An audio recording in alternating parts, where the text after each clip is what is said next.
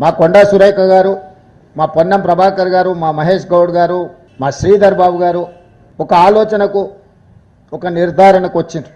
రాష్ట్రపతి గారు మాకు అపాయింట్మెంట్ ఇచ్చి మేము కలిసి చేసే విజ్ఞప్తులు వింటే ఓబీసీలకు విద్యా ఉద్యోగ అవకాశాల్లోనే కాదు స్థానిక సంస్థల్లో 42% రిజర్వేషన్లు ఇవ్వాల్సిన తప్పని పరిస్థితి ఏర్పడుతుంది. కాబట్టి అసలు తెలంగాణ రాష్ట్ర ప్రభుత్వానికి ముఖ్యమంత్రి గారి నేతృత్వంలో కలిసి ఒక విజ్ఞాపన పత్రాన్ని ఇచ్చి మా పెండింగ్ బిల్లుల అంశాన్ని తేల్చమని ఏదైతే అడుగుతున్నామో, మాకు అపాయింట్మెంటే రాకుండా కేంద్ర ప్రభుత్వం నరేంద్ర మోడీ గారు, అమిత్ షా గారు అడ్డుకున్నారని ఒక నిర్ధారణకు మా మంత్రివర్గ సహచరులు, మా పార్టీ అధ్యక్షుడు వచ్చిండ్రు.